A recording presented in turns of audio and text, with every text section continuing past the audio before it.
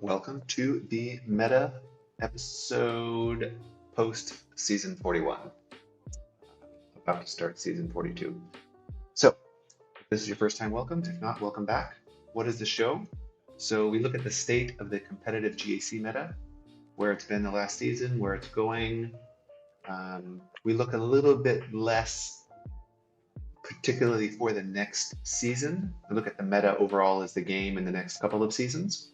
But for the next season in particular, we glance a little bit at the first week, but now we do a meta minute, which is basically after the first week of each season to sort of see what's happening in that season in particular. It's much shorter, 10 minutes or something like that. Um, anyway, that's what we're doing. Who is Kin? That is me. I'm a 12 million-ish player, anywhere from the top two, second place, to the top 100-ish, I guess. Mostly in the top 50 is where I've been the last 6 months to a year or something like that. Um, why does that matter? Because I generally am pretty competitive in GAC, and I watch an enormous amount of GAC fights because for me, that's how I learn. It's the best way I think to learn, to share with other people and to learn from other people, see the mistakes you don't have to make, share your mistakes with other people, help them. Anyway, so welcome back again. This is a slightly different format. Yeah, I think I'll take this out in the next season. I changed the format now for like the last 3-4 months, so it's not that new. We break it up into 4 areas: 3v3, 5v5, fleet, and the overall game state. We do this because really with each 3v3 season and each 5v5 season, it's a whole new meta depending on the datachroms that are active. Game state wise, it's because it changes the GAC meta, the competitive meta, a bit depending on what priorities are for farming or for raid teams or Rise of the Empire, and those characters that people have at different relic levels or gear levels or available to use in GAC definitely influence GAC itself. Usually not a huge shift, but definitely a shift. Like Java is a great example. The amount of people who have Java unlocked at relic levels has not doubled, but increased dramatically prior to the crate raid and after. Of course, part of that is simply time, but it's also because Java is a very easy way to get a good score in the crate raid, which is quite important for overall roster advancement. So, how did the 3v3 season go last season? I started out my last meta the meta show with this exact same question. I said it also and wrote it here, and a lot of it had to do with how many of the 15% you roll, especially now that the 15% is in the 5v5 season. That'll be fixed, where the light side and dark side don't double dip, and one DC can't apply to a team with both factions like Java or Seer or something like that. But in general, besides the fact that the 15% DCs made more of a difference in 3v3 than any other set 9 ability in particular, it was actually a really good season, I felt, in terms of balance. There wasn't any one particular team that was far overpowering the other teams or much more difficult to beat than anything else. Like very few pulling my hair out type of moments, which is in general quite good. Like every single team had more than one counter, at least one very good counter, and oftentimes 2 to 5. And it was more what you chose to use in your front wall, the front bottom wall, and if you were prepared for what your opponent did in the back wall. I think the 15% DC made some of the smaller rosters, or gave some of the smaller rosters either a bigger advantage or provided them a bigger challenge to overcome, because the cleanup options were oftentimes more limited. Like, for example,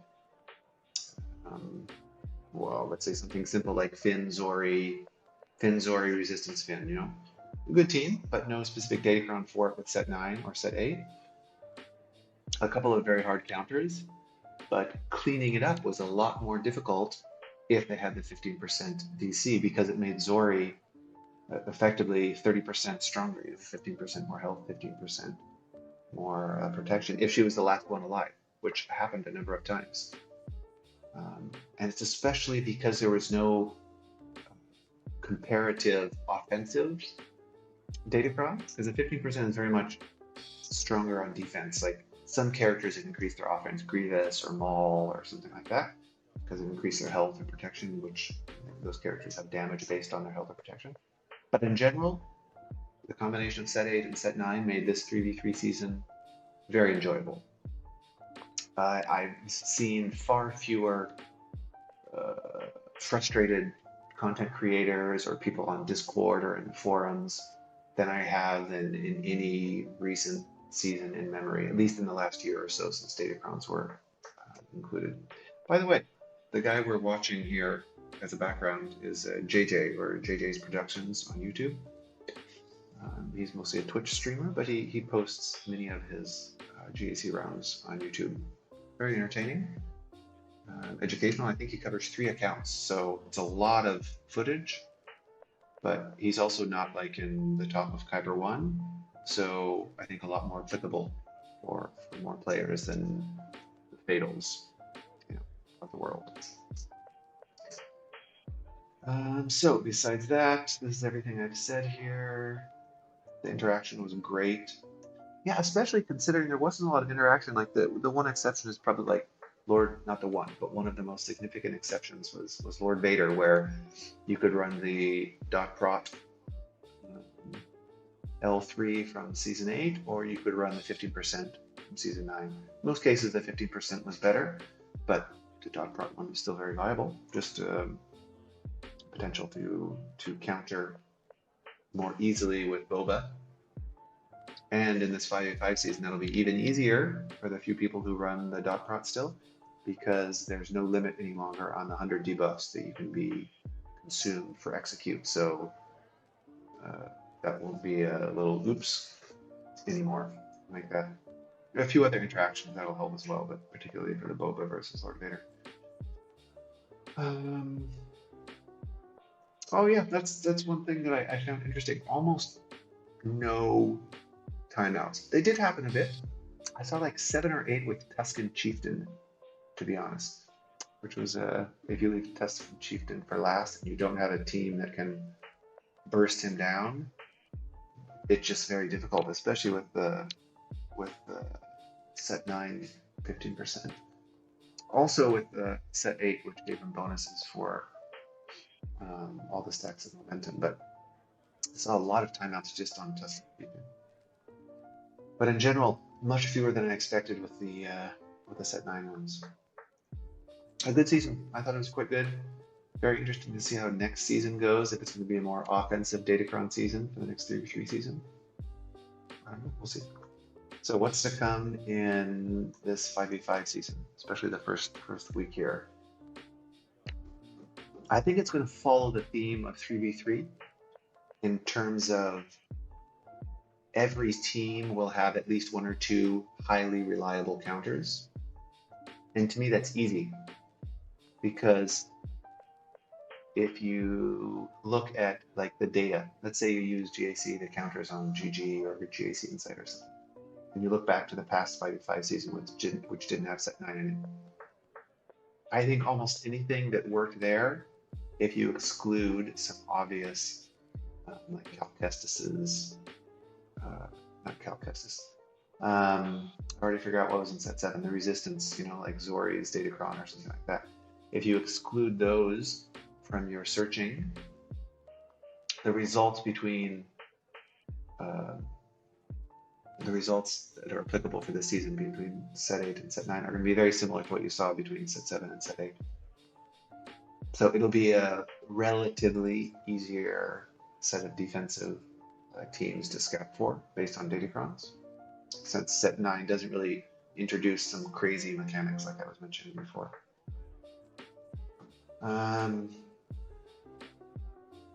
Yeah, and this is the same thing I wrote for the 3v3 at the last month, at the beginning of the 3v3 season, because I think my predictions really haven't changed. Still, I mean, it's going to be sort of a set of Night Sisters, Marin and zombie DCs where got some niche use in 3v3. Like you could kill Jabba in 3v3 with Talzin and Marin. I have another little series I'm going to be starting where I'll show a video of that. Anyway, that's a whole other topic. But the real strength of set 9 Datacrons in general is at 5v5, specifically for the Night Sisters, but also for the Sith.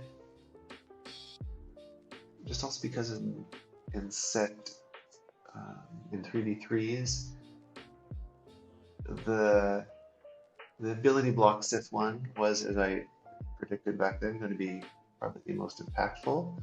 And I think that turned out to be the case, but it was also easily countered by the Dispel Sith level 6. So not a huge difference there. But that was a good one. Still going to be good in 5v5, but really it's going to be mostly Night Sisters, I think, in 5v5 that are going to surprise a lot of people. Even if they're not Relic Night Sisters, or Relic Marin, I guess, because the Honor Crown really makes a difference. Having the set 6, or the level 6 of the Night Sisters with Plague is given out like candy, oof, that's brutal. Other new characters, Cal, great in 3v3, kills Malgus like nothing. I think will be very good in 5v5, but at the most, sort of just allows you to have 2 really good Jedi teams, but that more depends on what you're doing with those Jedi teams rather than making Cal super powerful. He will make the JML team better, and I think he'll actually be used more, at least in the top end, by making the JKL team better, because you can do a pretty good JML team without JKL to kill Vader. I think that would probably be the most common Vader counter with some weird, funky Vader comps.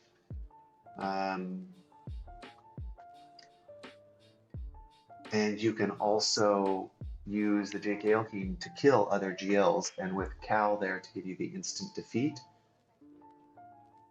I think you'll see more along those lines at the higher ends when players have enough high relic units to make 2 full Jedi teams. That's just my thought. We'll see how it goes. Yeah, Rex, new characters. Rex is amazing. We'll see a lot of G11 Rex even in Kyber 1 doing crazy things with the Phoenix. What a great character. Really, really good. You need his Omicron to really be really, really good, but I mean, totally changes the Phoenix's faction. Ships are interesting until Leviathan arrives, and I'll talk a lot about this a lot more after week 1 in the Meta Minute. Until Leviathan arrives, there's not a ton to say about the new Sith ships. They are quite good, surprisingly. Under Endurance, under Akbar, under the Chimera is pretty good too for the Annihilate. But surprisingly, Endurance is relatively decent. You don't have the Annihilate, but you can time out fleets. It's hard to get good stats on it because of the relic levels of the pilots and just the infrequency in which it was used.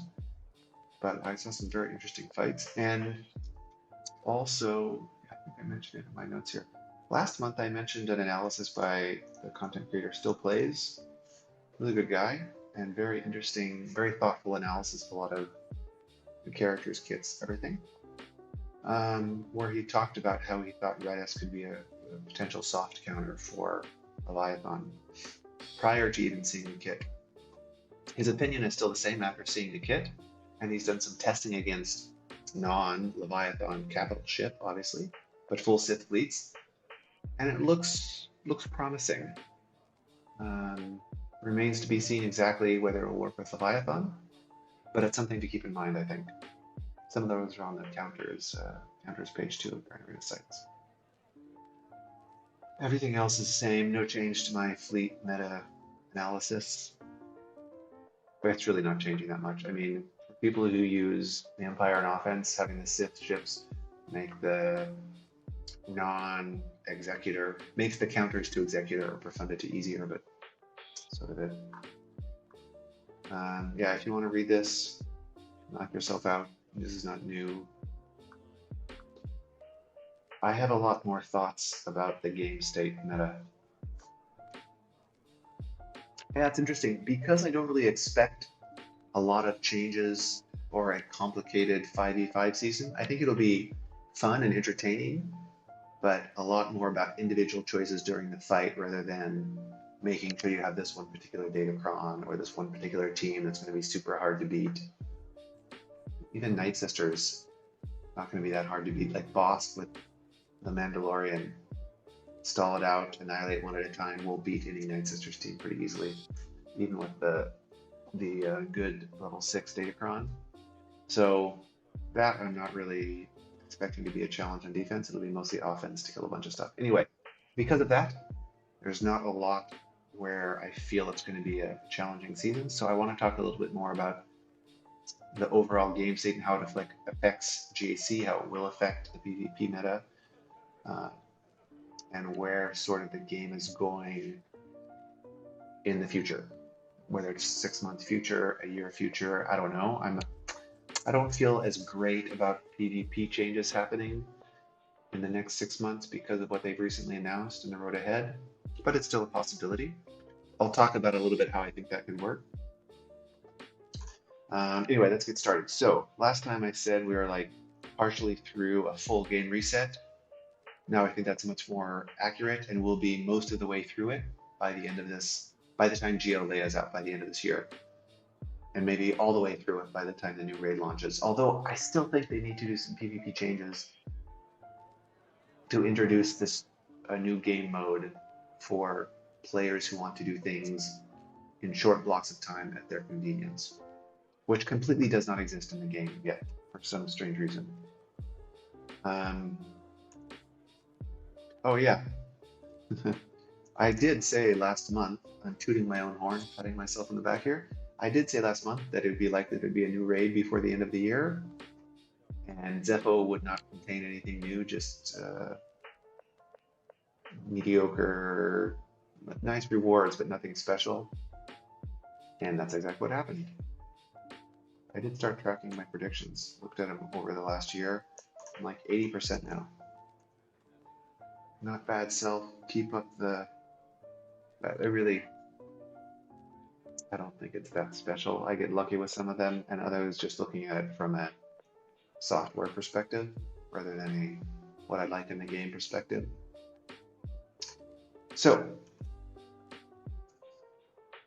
let's say with this new raid, as I was just saying, I think it's unlikely we'll get any meaningful PvP changes in the next year. I'm sure with the new raid, especially with the new 3v3 skill mapping system that they're introducing, graphically different as well, the side-scrolling thing, which I think is pretty cool. I love that new things are coming to the game still. I mean, obviously I'll have to play it to see if it's actually good or not, but conceptually I like new things. I think it's unlikely they'll be introducing PvP changes. Or major PvP changes. I mean, maybe they'll tweak the algorithm for GAC to like adjust the squish. Maybe they'll make a few tweaks to TW. Or maybe they'll introduce a whole new mode, just like a preview version of the new mode, as you will, like they did with GAC when it first came out. Possible. But it's tough. Like the last time they had any really PvP change was with the change in, I think it was March of 2022, so a year and a half ago almost, where they added some fleets to Kyber. We'll see. We'll see. So I do think there will still be a new PvP mode, especially aimed at players who want to play in a small block of time. So let's talk a little bit about why I think that is. So I think there's two things that they want here. we'll just do like a analysis of what the game I feel is missing in terms of maximizing revenue and engagement. Because balance-wise, they're doing a great job of balancing the game in general for early and late game players, giving them goals to strive for. With Rise of the Empire, still impossible for any current players to complete. The crate raid, they did a really good job for all ranges of players, and it is possible for players to get like the very, very maximum max rewards in a guild to achieve all the rewards. But the actual rewards for doing so are very minimal. Like they don't have a significant impact on game balance. Long-term resource accumulation, they're good, but like there's no real reason to try for the tippity top. I think you don't get anything super meaningful compared to getting 1 or 2 or 3 levels below the tippity top, which is good. I think that's a nice thing for grade balance, not getting an advantage to the tip of the spear, if you were, but still giving them some reason if they get up there, there's some special reward or some extra reward. So what does CG want with some new game mode? They want it to give them money, but yeah, obviously, and they want to increase time within the app. Especially, I think, they're looking for time within the app that is up to the player to choose, not forced upon the player. They have already introduced Conquest Simming. Amazing, I love that. I've already used it even though I'm not red boxed yet. Just sometimes I don't have time to play Conquest, so I'll do my refreshes in Sim. Great quality of life improvement. Allows me to play when I have time for it. They've talked about changing the frequency of the crate raid, the KDR, Crate Dragon Raid, to allow for sort of twice or half as often with overall the same rewards. I'm sure they'll put it in. I doubt they would put a poll if they didn't already have plans to implement it. But putting a poll allows them to increase player engagement, perception, and gives them more time to finish development. Or like with any implementation in software, you should never do it without consulting your users, even if the consultation is totally fake and they would have done it regardless. It's good to show that you are thinking about your users one way or another. So I think those are their main things. They even talk about engagement. If you have looked at any of EA's quarterly reports to investors, that's one of the things that drives not just EA, like any mobile app publisher, from social media, from the introduction of Facebook and social media in general. Engagement is like a main metric of use of an application or service. So that's very highly valued from a financial perspective, because the more they engage, the more likely they are to spend money if they're spending a lot of time on it. Hence more advertisements, social media, blah, blah, blah. Anyway, these are the two things they're going to want to do with the new game mode, I believe. Major game mode that they're spending time and development effort on. So taking this a little bit further, engagement is good, but it needs to end up with, like, more engagement should drive more money. Players shouldn't pay money to engage, they should pay money because they are engaged. Sort of obvious, but I'm not putting these in order of priority, but in order of importance to CG. So their goal is obviously to make more money, to be a more profitable business. And the best way to do that in general is to provide a valuable and entertaining service that players want to spend time on and spend their money on, or feel they need to spend their money on. That's a whole other topic, but yeah, a bit about the predatory multi or microtransactions or enormous frequent transactions that are popular in this game.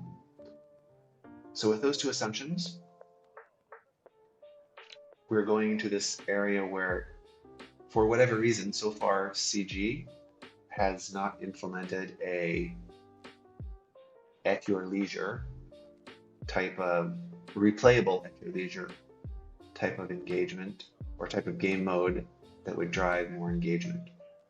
virtually every other game in the same genre has something, instant battle or whatever you want to call it, where within a short period of time, whenever you like, whenever the player likes, you can uh, compete with somebody else. Somebody else is very important because, especially in this game, CG has realized that there is a huge market in competition. I mean, this is not just this game, this is the history of the world, and especially in the gaming space. People are a lot more engaged when they're competing or collaborating with other players, other people. So the only things you have now in this game where you're competing with other players, they used to have arena. I mean, they still do, but there's no significant benefit to competing there. And that, just like Fleet Arena, is much less about competing directly with another person and much more about time management and having a very small team that is very good and able to accomplish your time, to facilitate your time management. That's Fleet and Character Arena. Territory Wars is, again, you're not really competing with another person. It's a resource and time management exercise. And person management, obviously, that's probably even more important, but it's about managing people and their time rather than individual people's performance. Grand Arena, finally, is a lot more about competing against another player. Like, your results will greatly improve if you understand something about the other player. You'll get more reward if you do basic sort of planning. Now, in a way, this has gone from playing the other player to using data to succeed, but there's still an element of, especially at lower divisions and brackets, where at the very least taking a look at what other characters the players have, what characters the other players have, and making sure you don't put something that is very vulnerable to that, or you take advantage of some character or their past behavior if you look at GAC history. So, all that to say, player versus player is usually a high engagement part of the game, and especially in GAC and TW where datacrons are active. Datacrons generate a lot of money, so they want to use a game mode that can build upon that, I believe. So I suspect it will be user-driven in terms of playtime and flexibility for response. I outlined a bunch of stuff here. I think if a new PvP mode does get introduced, it'll have maybe a quarter to a half of these features that I defined. Most of them are most of these are here because they're existing features that CG already has. Like, they're not developing any new features. I wouldn't be surprised if there's an entirely new game mode that has nothing to do with this that they introduce. CG is pretty creative. They've made some really cool game modes and design decisions that almost completely unpredicted by people in the community who wanted to speculate. So this is not one of my predictions. I just think this is an easy way. I think the main thing that I'm trying to describe here is a usage of players' time that I think will be followed somewhat closely for whatever new game mode is introduced. Because it's basically copying similar styles of instant battle that exist in virtually any other type of collector game like this, or battler game, or something like that. So the player engagement part is not really new. I'm just framing it in the way that CG has built their game system so far. So some of the features could include, obviously you're going to set your defense ahead of time, similar just like you do in GAC. And hopefully similar to how you can soon do in TW, like the sooner they introduce that feature, the better. There's going to be multiple possible configurations. So there's going to be your 3v3 map, your 5v5 map. Maybe they'll split out Fleet and be another separate map. Maybe they'll introduce a competitive mode where you're using the new map system that they're doing with the new raid. Like, it seems weird that they'd introduce it only for the raid, not in other parts of the game. You know, just like now they put in the rank or raid thing in this recent Conquest series. So I'm sure they'll share some game modes, and it makes sense that if they're having like a instant battle type of game mode, they'd introduce a variety of maps. You wouldn't want it to be the same map configuration over and over and over. So every time you join, it's a new map. I think it would be a new ladder no matter what game system they introduce. I don't think they'd use the GAC ladder, because that's still like more of a strategy planning rather than sort of instant type of thing. This is something I think could work.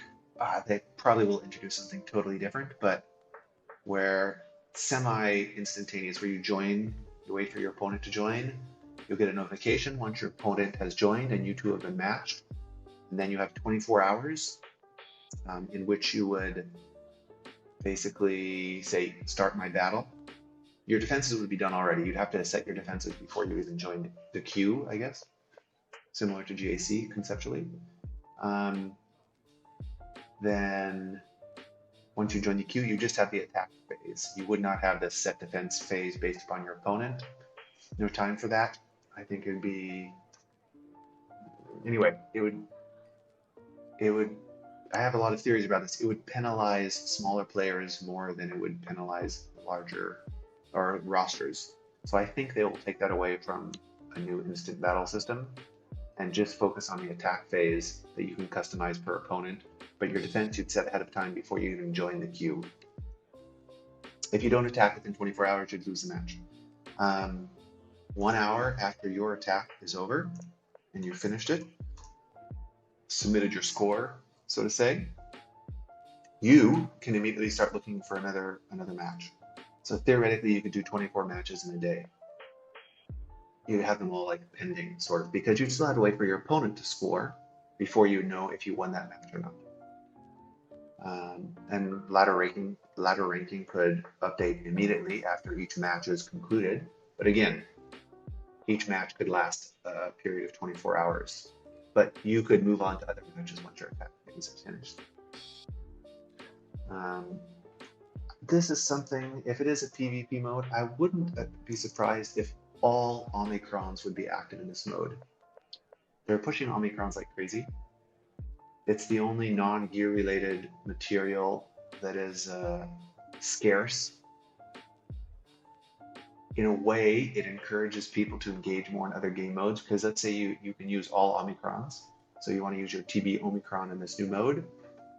Well, why not apply your TB Omicron and make some of the other game modes a little more interesting or fun or engaging?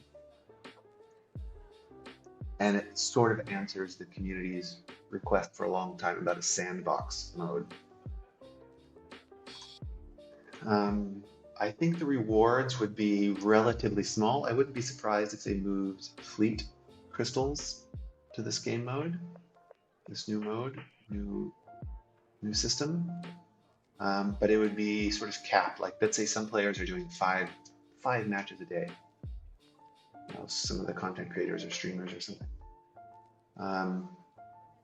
And other players are doing 5 matches a week, maybe 2 matches a week. They would have some sort of cap on per week or per month, or I doubt per day, probably per week at the minimum. They'd have some sort of cap on the rewards you could earn. So let's say you do really well, but you played 5 matches a week, and some other player did really well but played 50 matches that week. The crystal reward would be capped.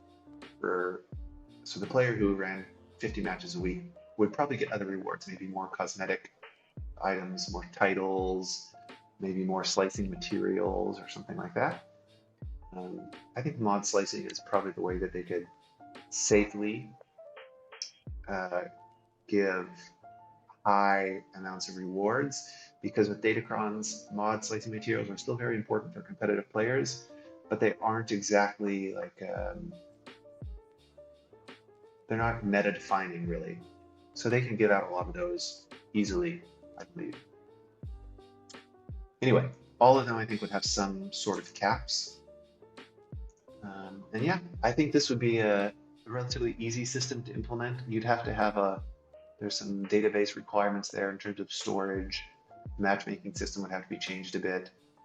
The actual like matching system, It works pretty well now. They do it relatively quickly with the system they have now, where you can update your roster within a few seconds of GAC lock happening, and you still get your match in a few minutes. So the existing system, I'm sure, could handle it. You just have to spawn another instance and build that up and build in the rules and all of that. But conceptually, it doesn't introduce that many new systems, unless they chose to introduce like the new 3v3 system with the skill mapping and everything.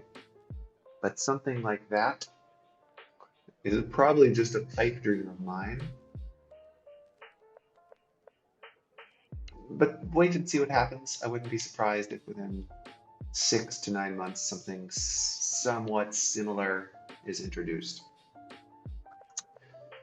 The most important thing I think that is missing is there's no way for players, if they want to play for an hour or two, their conquest is done, assuming now it's easy, they don't have a raid to do once the one raid a week thing is introduced.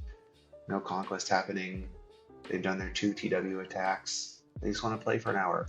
Right now they have no option to do so, which seems like a huge oversight for a game that already generally tends to develop long-term players. We'll see what happens. So, talking about long-term players, let's talk about the new GL Leia Organa. So is it going to be General Leia Organa or GL Leia?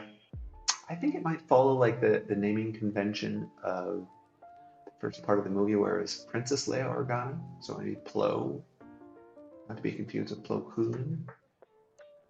So first of all, yeah, don't stop building your Java team, whatever happens.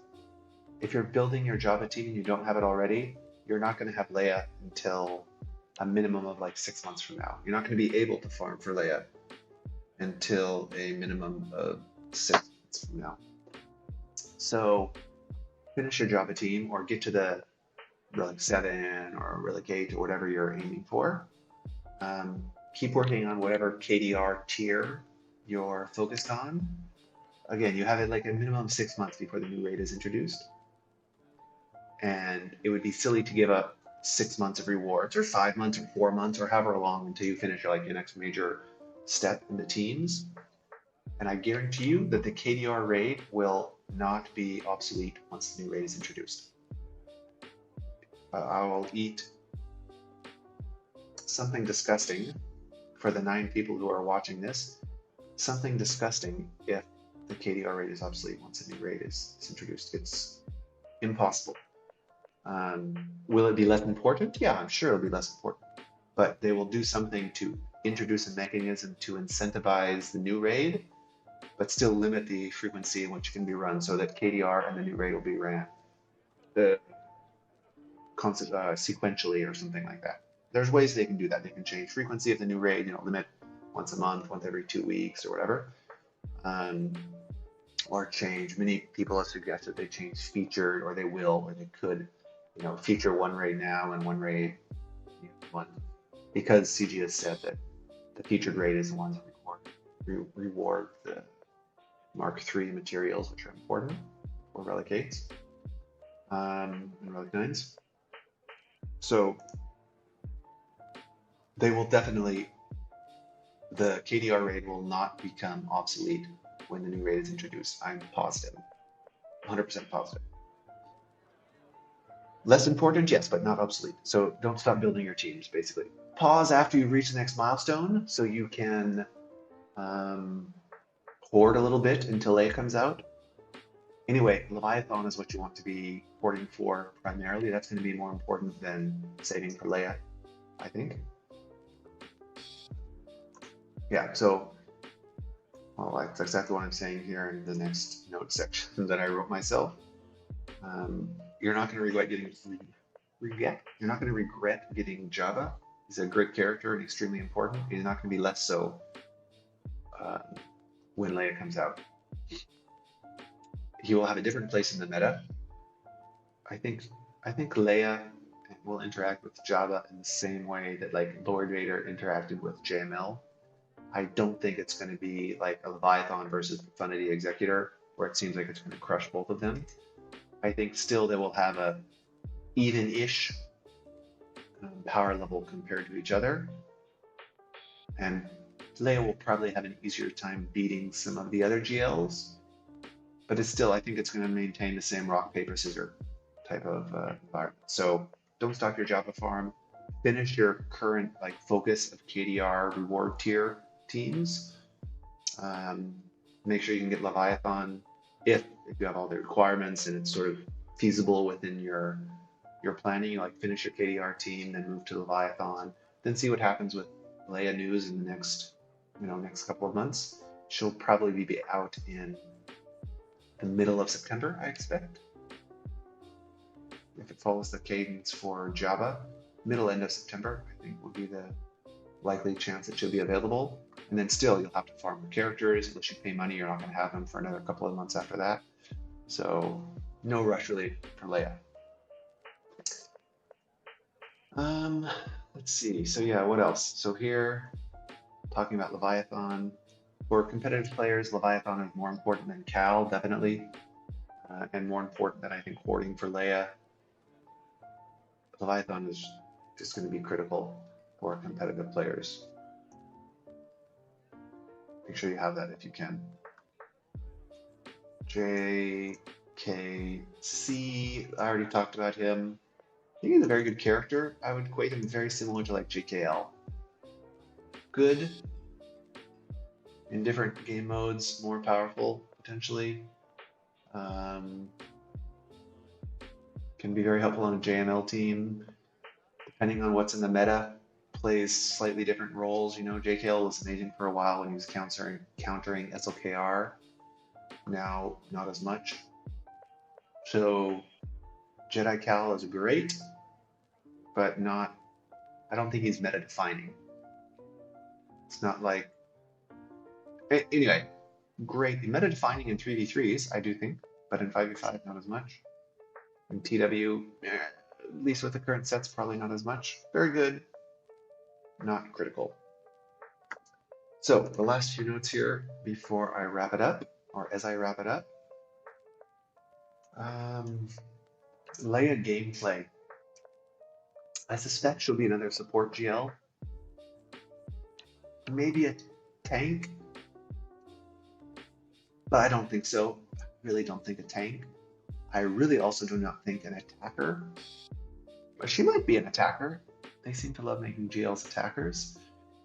But I would put my money on support, given the description of her, very brief description of her kit they provided so far. I think she'll primarily be sort of an Outlast style team on defense, depending on how they make her AI, sort of like Java in that respect.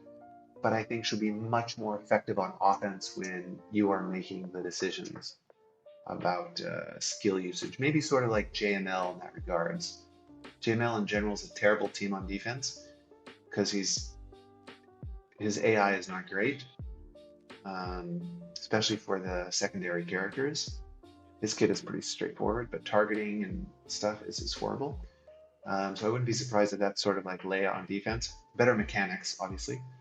But on offense, I think she'll be perhaps one of the most powerful offensive teams because it mentions specifically about breaking it up in different roles. So like, I wouldn't be surprised if you could make a character invulnerable for 2 turns. You're a tank for say. Or you could give a character instant defeat ability for 1 or 2 turns or for the next turn. Or you give a character the ability to ignore defense. Or you could give a character plus 400% offense, or stuff like that is what I expect from her kit. So the AI sometimes will use it correctly, but in general will not be good. And I think she'll use a lot of existing characters, like Admiral Akbar, Lando Calrissian. People were active at the same time in the film on Endor, or in the story in the world on Endor. I think Stormtrooper Han probably will be there.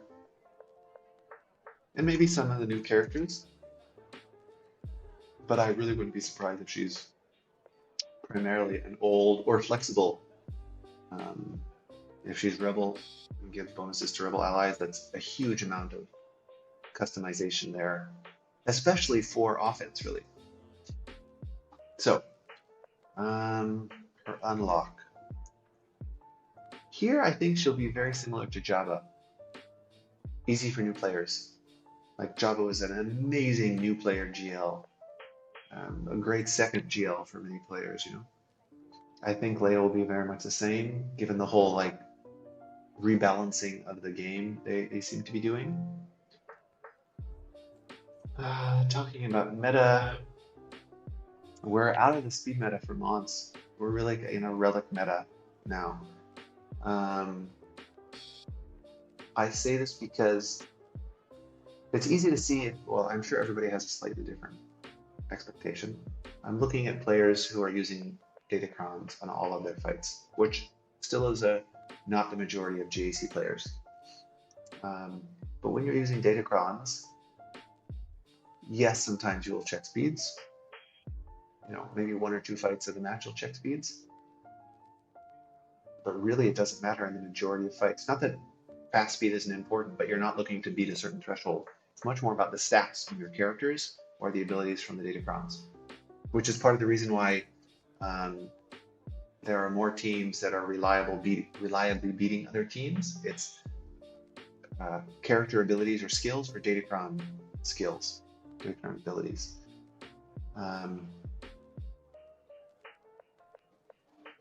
So in the last 5v5 season and this last 3v3 season, I don't think I ever checked speeds on any match. I check stats, offensive modded, defensive modded,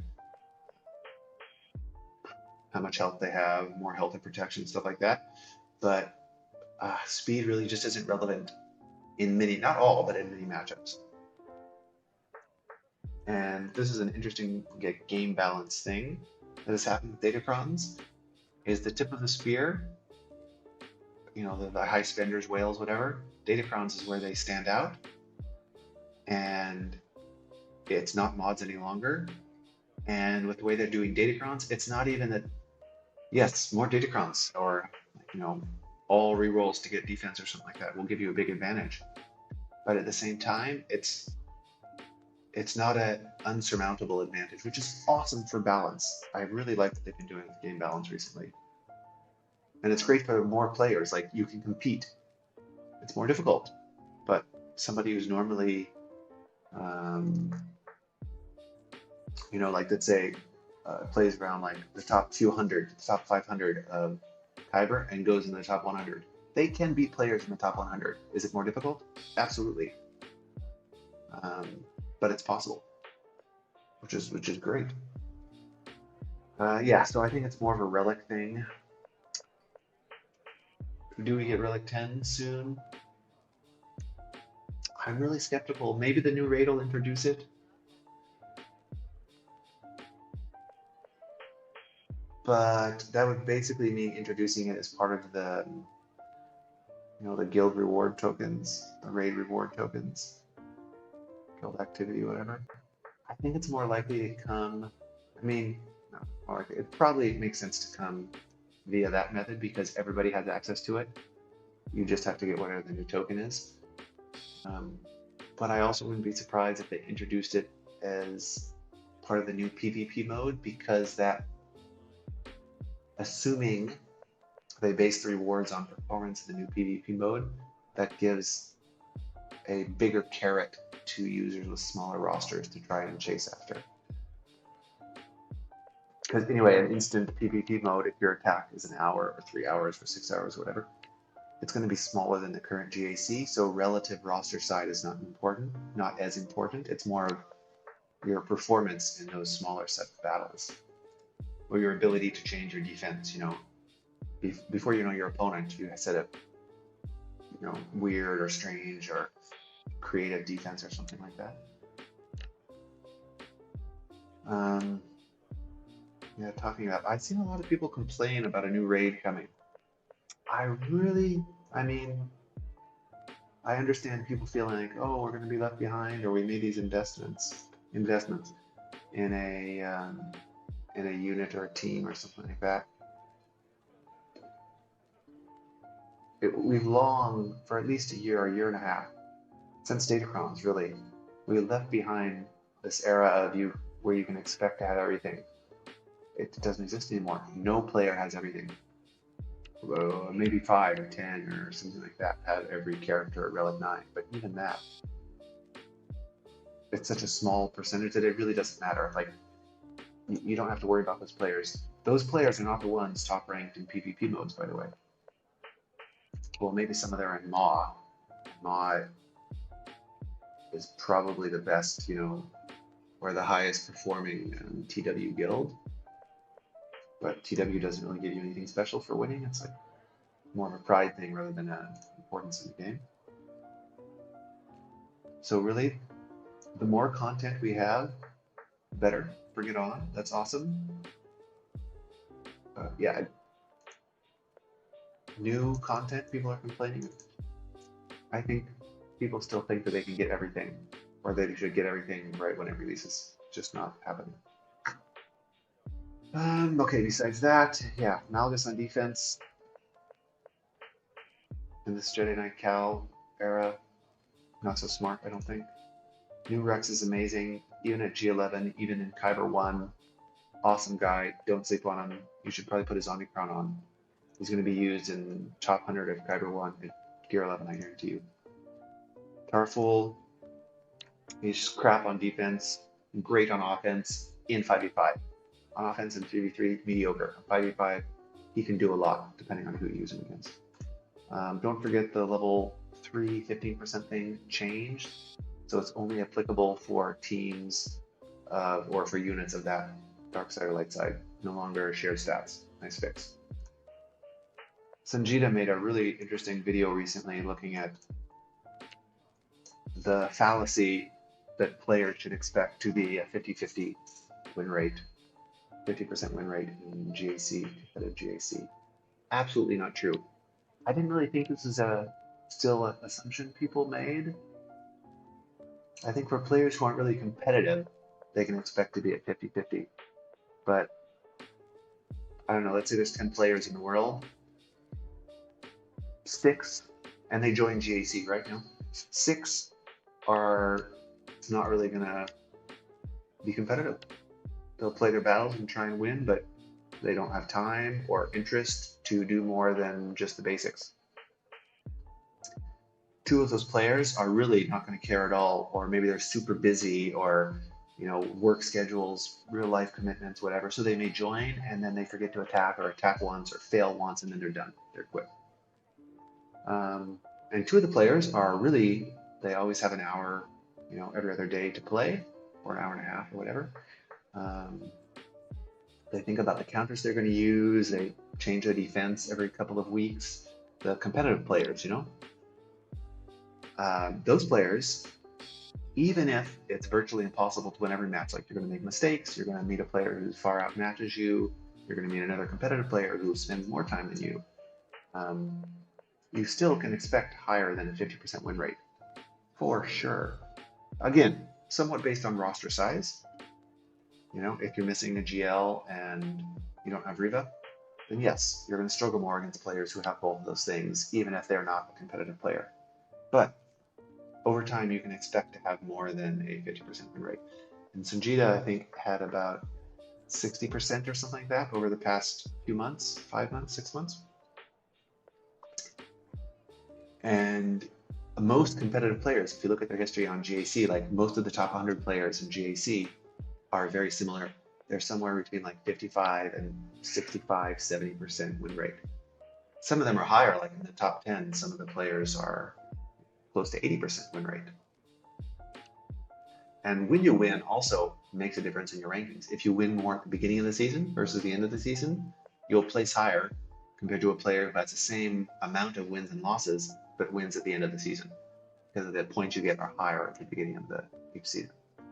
For myself, for instance, I looked over the past year, and I have like 65% win rate, because almost without fail, I go 2-1 every season, or every week. Some weeks I'll have 3-0. Some weeks I'll have a 1-2. I think I had 1-0-3 week ever since the change to GAC. And there's a lot of players like me, like tons of them. Well, tons, hundreds at least, many hundreds. Not all in Kyber 1, many of them are in other divisions, all depends on the roster size. But from a crystal income perspective, don't set your sights on a 50% win rate if you're competitive, if you want to win. You can absolutely get closer to like 2/3 of the time winning, which is a significant like thousands of crystals, many thousands of crystals over the course of the year. In Kyber 1, a win is 900 crystals, a loss is 200. So that's 600. So I think, if I won out of the last 100, if I won 65 and lost 35, that's 15 more wins than 50-50. 700 times 15, 75. That's like 10,000 crystals more over 100 weeks, over 2 years. So 5,000 crystals a year. That's pretty significant. And it's in a game mode that I enjoyed most in this game. So why not spend the time and get rewarded for that by having higher expectations? Anyway, I think I'm about the end. We're almost an hour. This is a ridiculous amount of time.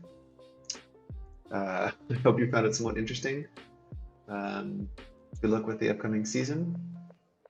Enjoy yourself, have fun, and cheers.